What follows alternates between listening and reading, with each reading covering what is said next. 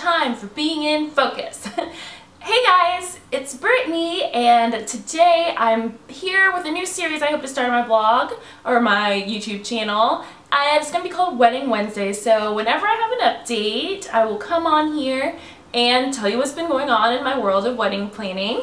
And my last update was July 14th, which was 10 days after I got engaged. So I really did nothing. We didn't have anything set in stone then, so there's a lot that's happened, so I thought I would share with you guys what's been going on. So, first things first, I'm filming this video on August 26th of 2014, and our official wedding date is August 29th of 2015, so we're right about at the year mark, which is so crazy and so exciting. When we first got engaged, I was like, oh, we're never gonna find a date, because it's really hard. Like I said, I'm actually getting married in the church, and I'm having a reception elsewhere in the city. So it's hard to match up the dates that are available at your place of worship with another reception venue and the dates that you decided, you know, were best for you and your fiance and your families and various other things going on. So I always envisioned a September wedding in my head. I just really love that date. I love fall and all that. It's not too cold. Like October can be pretty cold here. And, you know, November is just cold. So I had September like kind of stuck in my mind. I always wanted that, but I always had the stipulation that I really didn't want anything to happen in the last 3 to 4 months of the year. A little bit, because my birthday is in December, my fiance's mother's birthday is the day before mine, my dad's birthday is a week before mine, my niece's birthday is the beginning of November, my future father-in-law's birthday is the end of December, and there's Christmas and New Year's, and there's just so much going on for me in the last like 2 months of the year that I was like, I don't want to have a wedding anniversary then too. So I thought, you know, August would be a good fit. Like, it's still summer. Well, this August 29th, if you're unaware, is the weekend before Labor Day of next year. So it's still summer, but it's not really summer. It's just right in the middle, and it's not as blazing hot, even though it was like 100 degrees last week. Please don't let it be hot for my wedding. I will melt out of my body. So yeah, August 29th was a date that just aligned with the stars. So that is when we will be getting married. That is a Saturday. Yeah. It's going to be an evening wedding ceremony time, so it's going to be fancy, it's going to be party, it's going to be a good time. Hopefully there'll be good food, because we just still don't have a caterer, but whatever.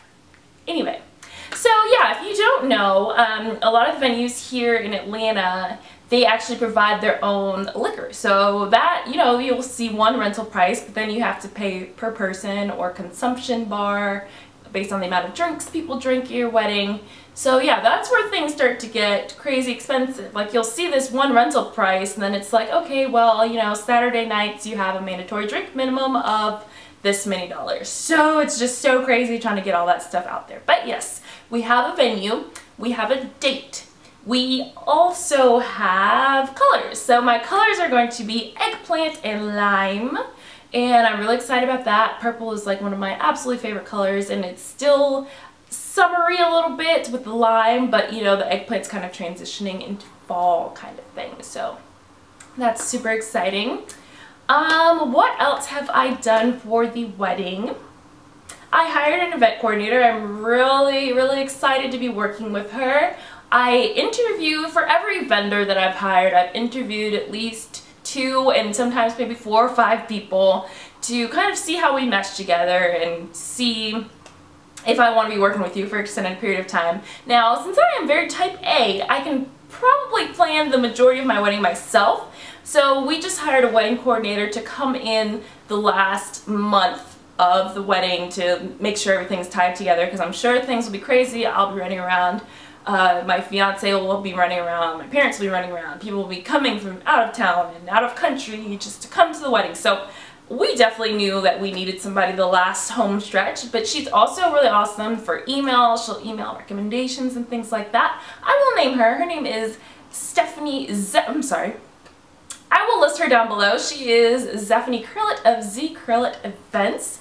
And what's really important when you're choosing vendors is to look at their reviews.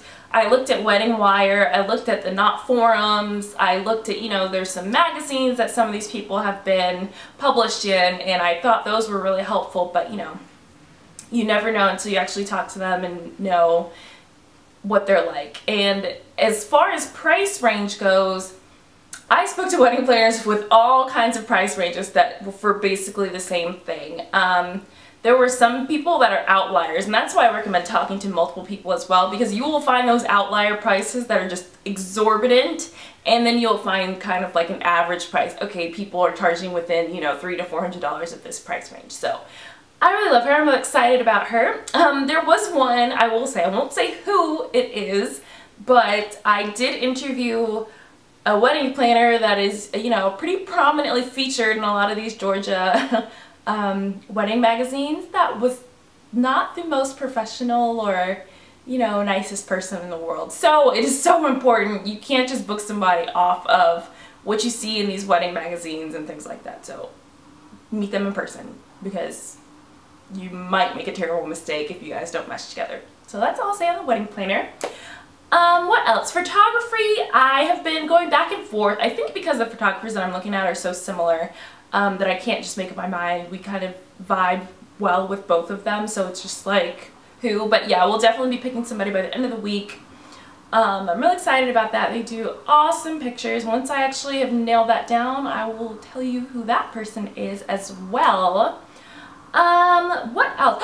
I found my dress. That was super exciting. I didn't think that I would find it that quickly. I thought that I need to start early because I'm so picky that I wouldn't be like, I'd be like, oh my gosh, like, I'm never gonna find a wedding dress. I thought I would be that type of person, but I went on one fluke. I knew that I wanted to take one visit and just go to like a bridal salon that wasn't that busy on the weekday, and I just took my mom. It was me and her, and I wanted to try on different styles. I tried on sheath dresses, I tried on A-line gowns, I tried on ball gowns, I tried on mermaid, I tried on fit and flare, I tried on trumpet, you know, just to see, because I really had no idea what would look good on me, and luckily most things did look good on me, so you know, it's just hard. I'm just kidding.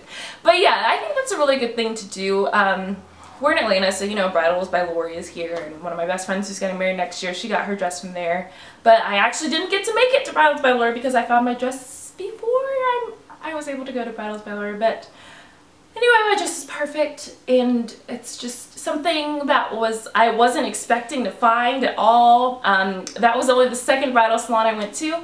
I brought my mom, my older sister, and one of my bridesmaids was with me, and it was just us, and it was great. And you know what? It's so true what happens on Say Yes to the Dress, like that moment. Like, I didn't think I was going to have that moment. I am not super emotional when it comes to things like that, sometimes. But I put the dress on, and I put the veil on, I had the blusher over, and I started crying, and I was like, oh my gosh, like, this is it.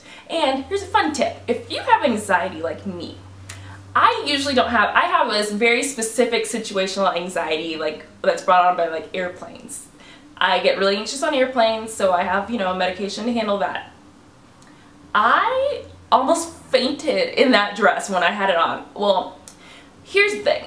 I tried on a dress that was a size 12. Now, usually I wear a size, either like a 0 to 2, usually, sometimes a 4.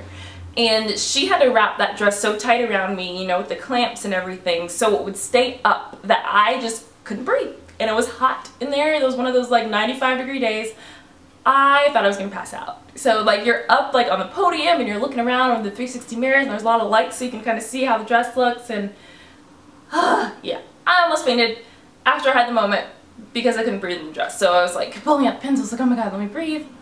Had to take a moment, regroup, came back. Yep, that was the dress. Like, you know, when you have the strong reaction to it, you just know. And I love it. And the only thing I'm scared about, well, I'm not really scared because I think it'll look good. I ordered it in a different color that I tried the dress on. So the dress is going to be ivory, but I tried it on in this champagne pink color, if that makes sense.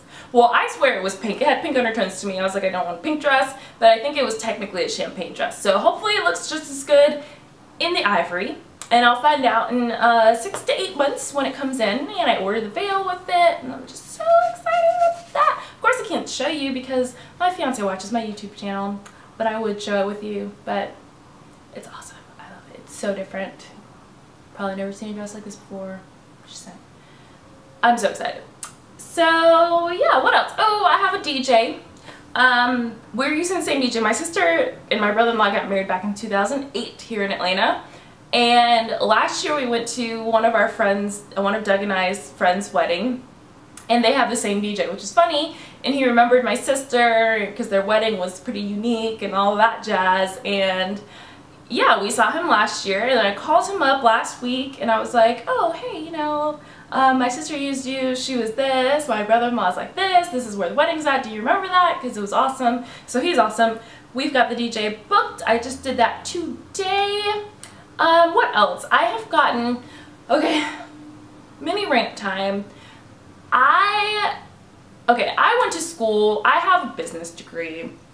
Maybe because I'm, you know, not too far out of school. I don't know what it is. I have encountered some of the most unprofessional, non-responsive people I have ever had the displeasure of meeting in my life when I started wedding planning. There is something in my bed and it's kind of scary and I kind of don't want to go see what it is, but sorry. It blows my mind. People will ask you for information and they'll just never return your email, never hear from them again.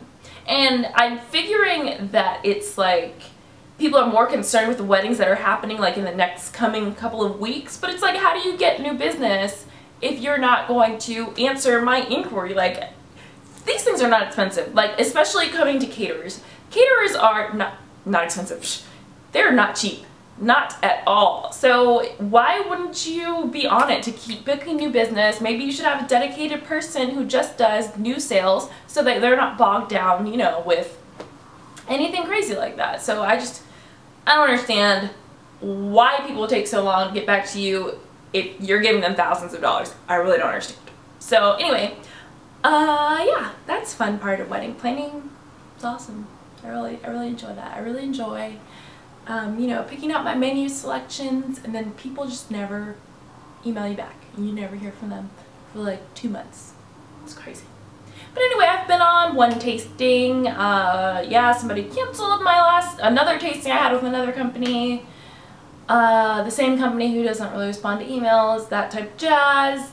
They canceled my tasting that I was supposed to have last week, so who knows what's going to happen with them. I have another tasting in 2 weeks with another company. I'm really hoping I pick somebody who does food and design and table linens all at once, so that would save me a million steps. So yeah, that's where I am in planning, and I'm actually going to stop this video here because I know it's getting really long, and I will continue. I'll actually have a video next week on Wedding Wednesday on my channel about some of the bridal shows and bridal fun things that I've gotten to do since I've been engaged. So I will see you next time, and until then, thanks for watching. Bye!